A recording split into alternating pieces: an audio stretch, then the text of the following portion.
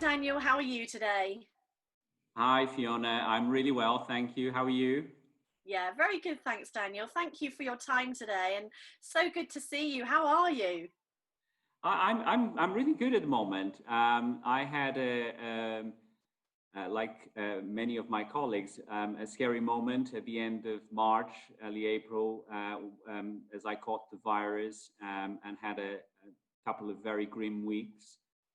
But slowly I made my recovery, and by the latter part of April, I was back at work and very thankful to actually return to a degree of normality and something that is such a big part of my life.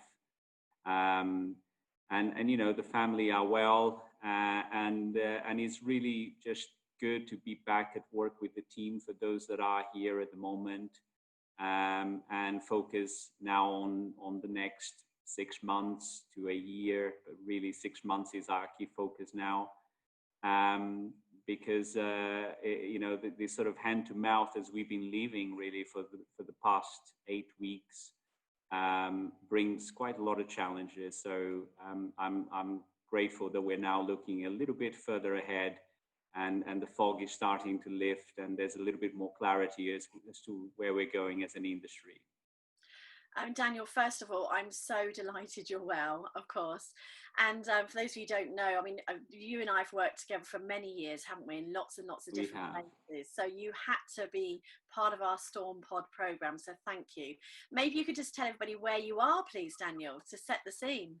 Yeah, so I'm at Woodcote Park at the moment, which is our country estate in Surrey. So we have 350 acres of lovely Surrey countryside. We've got two 18-hole golf courses, and then quite extensive sports facilities with outdoor tennis. And we have bedrooms in here in the clubhouse, and restaurants and banqueting. So it's quite a big estate. And I've got quite a lot of people that have worked throughout this period of closure. So in the courses, we've had a reduced amount of greenkeepers that have been looking after the courses, because Mother Nature was still moving ahead and grass was still growing. To the lovely gardens that we have, and our gardeners that have been working throughout. We have had living staff again throughout. So we've had a member of our kitchen that has been here permanently preparing meals for our living staff. And obviously we've had the senior management team that has been working throughout, because we've been thinking of ways in how we can evolve services for our members and eventually our guests when we reopen. And now, you know, we are really focused on the next 6 months, and working hard on our strategy and risk control measures in terms of social distancing, and how that is going to be part of hospitality for the foreseeable future, really. Oh, thank you, Daniel. And of course, for those who don't know, there's also Pall Mall, isn't there? And That's maybe right. tell us a bit more about there and about what they're doing there at the moment. So Pall Mall is our clubhouse in central London, in Pall Mall, and it is still closed at the moment. It's a big operation there, from bedrooms, three restaurants, three bars, uh, large banqueting facilities, and large sports facilities. But just like most of the central London hotels, we closed that operation when we were in mid-March, really. And we haven't reopened it as yet. We have been gauging demand from our membership in terms of some of the services that we have reopened down here in Woodcote Park. One of those services, Fiona, was, you know, as we were talking to our partners as we were going into lockdown, it became quite clear that the situation was dire for everyone. And we had suppliers, fresh vegetables, meat, fish, beverage suppliers that were in the same crisis that we were as. And working with them, we've created a click and collect service. So we have made that available to our members, and it's going really well. It's out of Woodcote Park, and they go online and they book their box of fish or meat or whatever it is. And then the next day, at a time of their choosing, they come to the club and they pick it up. So it's a great way of not having to go into supermarkets, of acquiring really quality produce, and of keeping our partners, our supply chain alive really throughout these period of high uncertainty and financial hardship. Mm. I mean, Daniel, that doesn't surprise me. I can just imagine you all came up with that wonderful initiative, and like you say, that helps everybody. And but linking to that, I understand you do have some guests at the moment. So who do you have staying at Woodcote Park? Yeah, so obviously we were ordered to close down by the government, so we followed that. But we knew that there was an opportunity for hospitality business that had bedrooms to repurpose and to open up for key staff. So we did just that. We opened up Woodcote Park to NHS staff, doctors, nurses, cleaners that work at the hospital. And the Epsom General Hospital is very close to Woodcote Park, within walking distance, is less than 10 minutes. So location, we're in a perfect location to assist them. And we've had doctors and nurses staying with us since the end of March, and they're still here today. So for our staff to actually, those that have continued to work, and even those that have been made furlough, to have that opportunity to support the NHS, who are really at the front line of this issue throughout this period, I think has been a great source of pride and joy even in doing something for the greater good of helping these wonderful doctors and nurses that are going through what is an incredible, difficult situation for them, but giving them a setting in here that is peaceful, resting, and service with a smile, really.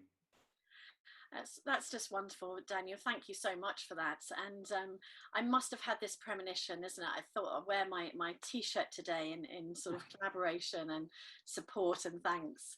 I'm very jealous of your T-shirt, Fiona. It's a lovely T-shirt. I'm going to make sure one gets to you, Daniel. Promise. I promise that.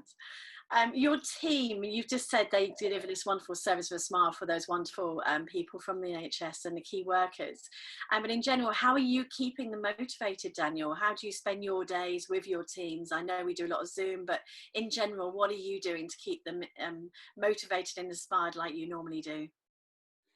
Yeah, so I think key is to take them along the journey with you, and with that in mind, the way that I work, each manager is empowered to lead in the area of the business. I truly believe that if you foster that type of environment, where, my mantra is that run as if it is your own business.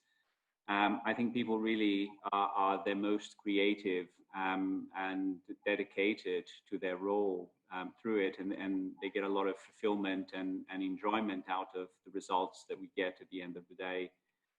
So I've taken exactly the same approach, and it was looking at industry best practices that have been emerging over the past few weeks, and seeing how we evolve service at the club in a safe manner, because I think the biggest challenge we're going to have is to regain confidence from, in our case, members, and guests as well, but our consumers really, that the places that they love to go to and frequent before this pandemic occurred are places that are safe and places that they can go back into and enjoy, and that the risk of contracting the virus will be very low. So we've been really focused on these key areas, and we've had workshops here at Woodcote Park. Thankfully, we've got plenty of parking here, so our staff can drive. A lot of them live very close to Woodcote Park anyway, and we can meet whilst maintaining social distancing. We've also had Zoom calls, but we've been working hard on planning for the future and developing some of the services. I was talking about this initiative we had with our key suppliers, but we've also launched a picnic service for our members. The courses were closed for a prolonged period of time. It's only less than 2 weeks ago that we've reopened them. So we had these lovely, beautiful 300 acres of grassland in here. and members have enjoyed walking around. So we've opened it up for walks and picnics. We've started a takeaway service from one of our restaurants down here. And, you know, these are ways that you can get your consumers, in our case, our members, back into the club and reconnecting them with the club. We've also started online classes. Some of them have been cookery with our executive chef, Matthew Marshall. Some of them have been with our head gardener, Enrico Mali, of how to look after your garden. Some of them have been with our fitness instructors about how to keep fit. There's a lot of that stuff out there already anyway, but those relationships that members build with our team over the years is so important. And this is a way of giving them that connection with the club. And where there's something negative, we try and tackle it and come up with creative solutions for our members. So when there was a shortage of flour, I think that there is still to a degree, but not quite as bad. So our executive chef came up with these ideas of how to bake without using flour. So, you know, it was ground almonds, or it was just creative ideas of using everyday things in the house and being helpful. And I have to say, the feedback we've been getting from our members has been incredibly supportive. So as a team, we're in a good place. I think he has impacted everyone in different ways. And as long as we continue to take that into account, that when people are behaving out of their normal character, you have to try and understand, you know, the challenges they're facing back home, and the way that these social distancing measures has been impacting in all of us, really. Yeah, fantastic. And like you said, Daniel, your team are incredible. You're a close team. Those things you've been doing is really great. And of course, as you said, you've been up and running for 2 weeks now. So it's good for people to hear how you're dealing with this. I know Yeah. we're doing things different. I know they're talking about the new norm, as we keep saying. What sort of things do you want to carry on doing? Because obviously some of those things were new things, weren't they? And obviously we all know face-to-face is, of course, the best, you know, social distancing, of course. But what sort of things will you continue with going forward? Do you know, I think like a lot of my colleagues, our diaries before this happened were incredibly busy. They are still very busy. But if there is something that I've learned through these new method of communication, the Zoom calls, is that you really can't be late. So I think my team would probably smile a little bit if I said that I've not been late since, because there's been one or two where I've perhaps was not there when the call started. But I think I've definitely learned a greater appreciation for people's time, regardless of what the call is. You know, I'm having calls with my boss or with colleagues and the extended team, and sometimes even members. I had one last night with a committee that represents members' interests for the Pall Mall Clubhouse, for example, for 2 hours. And the discipline that we've had to learn to communicate in this way, I think it's a good thing. And I think it allows you to focus on the individual a lot more. So these appreciation that I've gained for, number one, being more on time, which is really important, regardless of who the meeting is with. And then number two, I think some of the disciplines that we've had to learn through Zoom, of listening and hearing people's opinions before you then able to comment on it, I think is something that we'll definitely be carrying forward once we come out of this situation. Fantastic. Thank you, Daniel. And I know that, you know, when we come out of this, all those wonderful programs that we do, like the people program and all the rest of it, but like we say, the meetings, maybe this is the way forward with meetings for all the reasons you've just described. Not all of them, but some of them, I think it works really well, doesn't it? Definitely. And less traveling.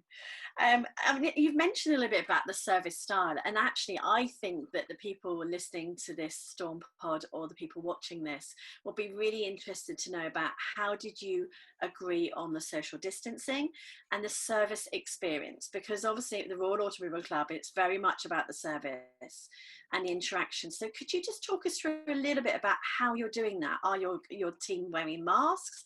Are they separated? Just talk us through a little bit about how that's working for you, please. Yeah, so our plans is, in terms of, if we can call them house rules, that members and the team need to wear, and guests, they need to wear masks when indoors and when we're not able to maintain the 2-meter social distancing rule.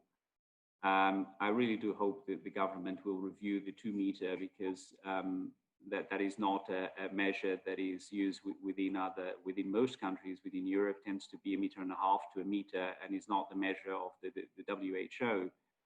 And I have to tell you, in the restaurants, it's incredibly difficult, and bars, to create these new environments and keeping these 2 meters. It's just not possible when you have a square table, which most restaurants will have, to keep you and the person opposite you 2 meters apart. You need a banqueting table between you.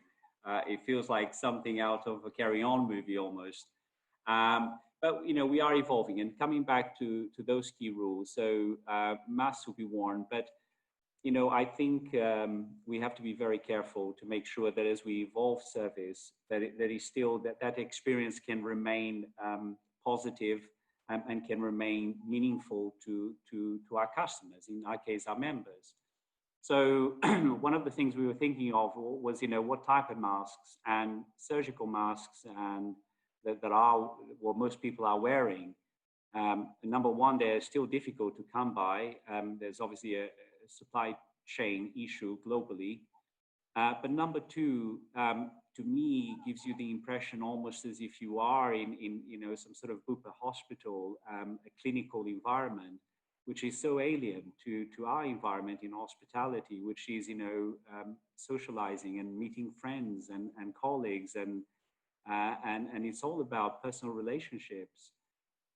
So with our team, the way we'll be moving forward is that we will be providing them with cloth masks. We were thinking, how can we make it fun? How can we connect with the club, with our heritage, with that?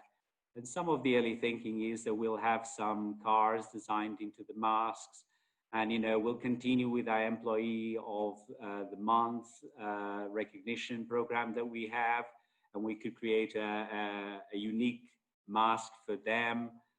We have some wonderful members, some of them from all walks of life, but we are very lucky to have some very distinguished tailors and designers as well. So we will be reaching out to them to see if they can help us to come up with something that, when you walk into the club, does not feel that you're walking into an environment where there is a risk, which there is, and it's all about risk management. But if we can do it in a way that the essence of hospitality is still there and comes through in abundance, then I think for us that will be a huge achievement. So masks, that's one element. We will be asking members, obviously, and our staff to keep their social distancing. So a lot of it will come down to flow. And where possible, we're creating one-way flow systems in our buildings, inside our buildings. Now, again, I think signage and communications will be key to it, because you do not want to go into the club that or be it a hotel or resort or whatever it is that you love, and be completely alien to you. So it has to be intuitive, and it has to be easy to follow. I think the most important thing that we need to do, apart from retaining that DNA of hospitality, is to build trust with our members, with our team, with our guests, that in our case, the club is a safe place to be.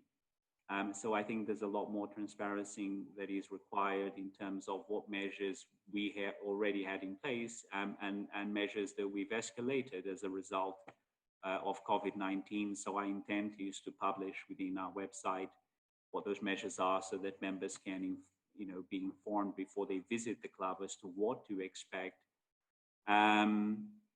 The elevators, we're having to limit it, obviously, the number of capacity, to asking our members to open their windows and leaving them open as they leave rooms, so that when our from attendants go into those bedrooms, that the rooms have already been aired. So it is measures like that, Fiona.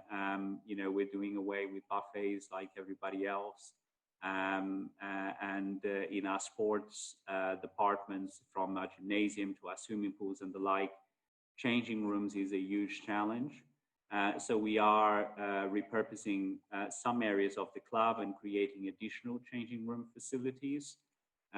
We will be giving priority slots to groups that are a high risk category, or those that have to shield. Just as supermarkets have, I think they've reacted to it incredibly quickly and have done it in a very logical and fair manner, I think. So in a way, we're stealing some of the ideas that these pioneers that have had to keep running because they are wearing essential services have had to evolve at great speed to both provide confidence to the consumer and importantly, a safe environment as much as they can. There's always a risk, and I don't think we can eradicate the risk until a vaccine is found. It's all about managing that risk, and for us, it's doing it in a manner that is a very low risk, but we haven't lost that essence of what the club is about and what hospitality is about. Daniel, thank you. I think that was a great way for us to sort of understand the journey, but more importantly, how the service is. I really could visualize that. What kind of response are you getting from your wonderful members? Because I'm sure obviously they're expecting some of this, but are you getting a good response? And dare I say, are people being well behaved and following those sort of so-called guidelines? How are they responding? I think people are, as we opened up down here in Woodcote Park, the external areas, that's a very safe environment because you are outdoors. So the risk is very low and the demand has been greater than we had anticipated for golf, for tennis. We opened up and within a couple of hours, tea times, tea sheet was completely sold out for the next 2 weeks. Same thing with tennis. Now, even with our picnic service and our takeaway service is really taking off, and the click and collect as well. So the feedback is incredibly positive.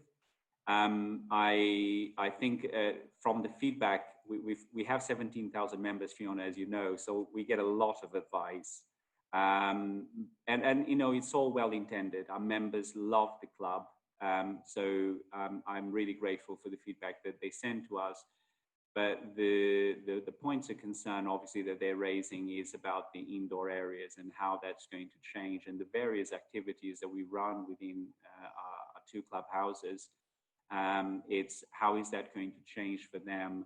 So I think, again, collaboration and working together towards that end goal of what that new operating model looks like is key. And I was mentioning to you this meeting that I had yesterday evening with this group of members that represent members' interests at Pall Mall, and that's exactly what I did. I walked them through a presentation of our proposals in some of these measures that we're intending to take. So getting their buy-in and taking their feedback and input into it and reacting to it is key.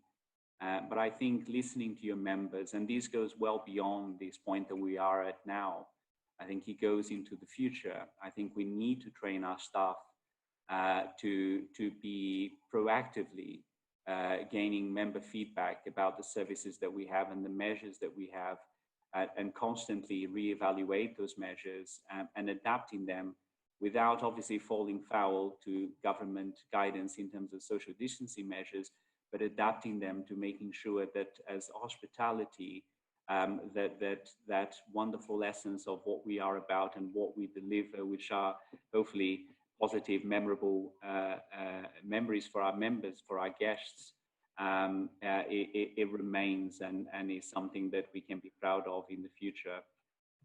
Fantastic. Thank you, Daniel. I think that gives us a really good insight. And like you say, you have so many members. And of course, I'm sure your lovely NHS guests are very happy to help with the advice as well, which is superb, isn't it? They've been fantastic with some of our risk control measures that we've been looking at. We have real experts in this field that are in here, and sometimes they're just happy to talk to us. And we have tapped into that wonderful knowledge that is right here in the building at the moment. Sounds good, Daniel. Thank you. Just a couple of last questions for you, because I know you have a lot going on today, as always. I really wanted to ask you, just from an industry point of view, and as I said, you're a couple of weeks ahead, which is superb. Any sort of wise words that you'd like to share with our wonderful industry people, please? I think number one, just as before, Fiona, our team is our most precious resource, and throughout it, it's been difficult. We've got about 650 staff in total, and about 92% of them have been furloughed.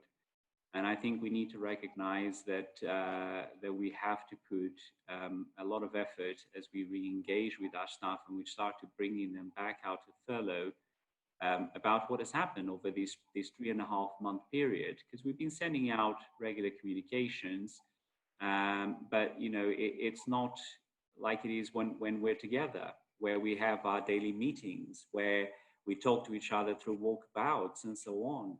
I was off sick for 3 weeks, and when I came back, it took me about a week to get up to speed with things. So I intend, for example, is as we reopen various parts of the club, is to actually invite our staff, if it is a restaurant, before we open to members, to invite them to come in and to experience the new service. So they have a first-hand experience of what the social distancing measures look like. We normally do that, as you know, when we do a refurbishment of a facility, what we call then a soft opening, where we invite our staff and their family to come in and try the restaurant and try service and give us feedback. So my intent is to take that same approach. We have to get our staff fully on board with the measures that we are proposing to take now, and take their feedback into it, because I'm by and large working with managers, but it isn't until your team, your wider team comes back, those that are doing the job on a day-to-day, that they'll go, actually, that doesn't work quite well, and you got to adapt it. For us, re-engaging with our team and getting them up to speed in how things have evolved and why they've evolved that way, and taking their feedback is crucial. Training them, as I said before, to be attentive listeners, and to engage with our members and our guests proactively, and acquiring their views on not just in how things are at the moment, but what would they like to see in the future as well, so we can continue to evolve our services, I think is crucial. And then I come back to a point that I made earlier on, which is it really is critical that as an industry, which is normally based on very close contact. We welcome our members and our guests as if they are extended parts of our family. No handshaking, no hugs, no kisses. That just doesn't go with our industry. So we got to evolve. But in the meantime, we have to convey that sense that our establishments are really our safe places to be. And if there are complete disregard for the social distancing rules, then we have to take it seriously. And we have to lead by example in that respect, because it's very easy. When you see, I've had this happen to me, when you see someone that you've worked with and you haven't seen them in a while, what you want to do is give them a hug, but you can't. If you're not maintaining those rules yourself, if you're not upholding them, then it's going to get very tricky again, where the virus will start to spread again, and potentially we could face a second peak, which we all want to avoid, because this has already been devastating for our industry. It's heartbreaking when you see the number of businesses that have had to close down already, Fiona. So we really need to act responsibly, but by keeping our warmth about our industry and do what we do best, which is to care for people. Thank you. I mean, I'm certainly looking forward to coming back to Woodcote and Pall Mall and see you all, but I promise to social distance, I promise. But I think there's some great words there. Thank you, Daniel. The last thing I want to ask is, I know that obviously you're back at work, but is there anything in particular that you've really missed yourself and Siobhan and the little ones? I know you've probably been on some lovely dog walks, but what sort of things are you most looking forward to doing when you can? Well, given the lovely weather that we've been experiencing today, it's actually rather grey, but the lovely weather we've been experiencing, you know me, I'm Portuguese, and one thing I really love is my barbecues, and I love to get my family around and my friends around, and just have some time together, socializing, great food, beverage, wine, whatever, spending time together, which obviously we've not been able to do. And during this period, there's been 4 birthdays that we've missed together as a family. So one of the first things that we will be doing, as we're allowed obviously to come together, and 2 of my sisters also live in London, is to have a great big party in our garden. And I would say the second thing is when I can, is to go home and see my parents, who are both in their 80s, and they've been isolating really since the beginning of March. And even though we have our farm there, and they've got a big garden in their house, all us children, we are spread it throughout the world. So it's been very lonely for them, and I'm missing them dearly, and I can't wait to go and see them. Well, I just saw on the news that Portugal are open arms for the lovely people from the UK to visit. So that's good news. They were just announced that on the news, so I'm pleased about that. It is the oldest friendship alliance, Fiona, Portugal and England and the UK. So yeah, it is lovely. Wonderful, one of the best. Daniel, thank you so much for your time. I really mean that. It's wonderful to see you, obviously virtually, but I'll definitely see you soon. So I'd just like to say a big thank you to you, Daniel, for your time, and thank you so much for your insights and your wisdom. And I really think everybody will really very much enjoy this wonderful Storm Pod. Thank you. Thank you so much, Fiona. It was lovely to see you again, and I look forward to seeing you in person too. Bye for now.